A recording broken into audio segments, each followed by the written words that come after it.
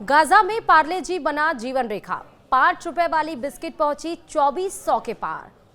बद से बदतर होते जा रहे हैं हालात। नमस्कार, आप देख रहे हैं न्यूज 18 का डिजिटल प्लेटफॉर्म। मैं हूं आपके साथ श्रुति श्रीवास्तव। भारत में पार्ले जी बिस्किट एक सादगी का पर्याय है।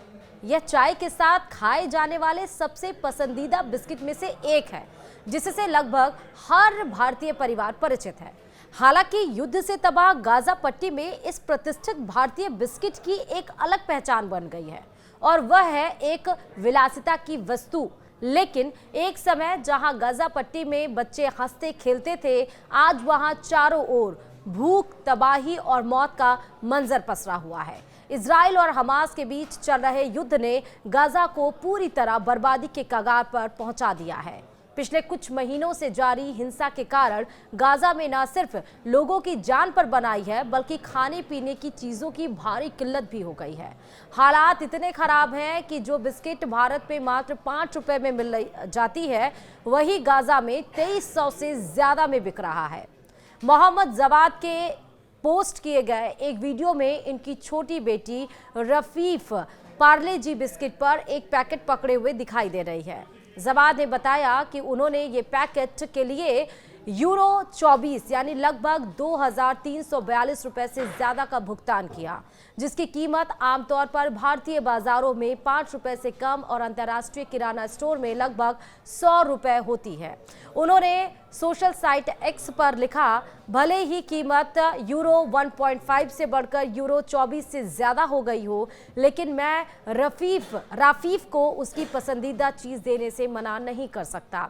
इस पोस्ट ने दुनिया भर के लोगों के दिलों को जीत लिया और चौंका भी गए, खासकर उन भारतीय उपयोगकर्ताओं के बीच जिनके लिए पार्ले जी किफायती और बचपन का एक स्थायी प्रतीक है। उनकी पोस्ट सोशल मीडिया पर तेजी से वायरल हुई और कई भारतीय उपयोगकर्ताओं ने सरकारी अधिकारियों और पार्ले कंपनी को मदद के लिए टैग किया।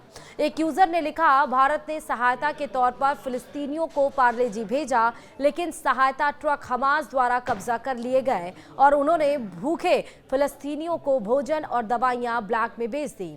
5 रुपए का पार्ले जी 2500 रुपए में बेचा जा रहा है। यह मासूमों के दुख का शोषण करने वाले तथाकथित प्रतिरोध का असली चेहरा है।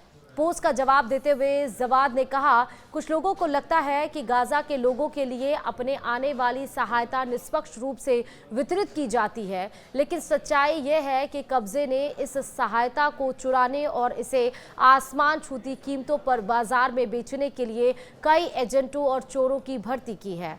उदाहरण के लिए आटा लगभग $500 में बेचा जाता है और चीनी लगभग $90 प्रति किलोग्राम में बेची जाती है। सभी बुनियादी सामान पागल कीमतों पर बेचे जाते हैं। कुछ लोग जो खरीदने का जोखिम नहीं उठा सकते, अपनी जरूरत की चीजें पाने के लिए अपनी जान जोखिम में डालते हैं, और इस बीच अन्य लोग बड़ी मात्रा में चोरी करते हैं और उन्हें भारी मुनाफे के लिए बाजार में बेचते हैं। तो वहीं गाजा में अब रोजमर्रा की चीजें आम लोगों की पहुंच से बाहर होती जा रही हैं। 1 किलो चीनी 4914 में बिक रही है, वहीं आलू 1965 रुपए प्रति किलो पहुंच गया है। इसके अलावा वहां सहायता सामग्री की भी कालाबाजारी खूब हो रही है और जरूरतमंदों को उनका हक नहीं मिल पा रहा है। माननीय सहायता के ट्रकों की संख्या बेहद सीमित है और अंतर्राष्ट्रीय दबाव के बावजूद आपूर्ति नहीं हो पा रही है। बहरहाल गाजा की मौजूदा हालात केवल युद्ध की त्रासदी नहीं, बल्कि यह मानवीय संकट की चरम सीमा है। जब पार्ले जी बिस्किट जैसी मामूली चीज भी लोगों की उम्मीद बन जाए, तो समझिए हालात कितने गंभीर हैं।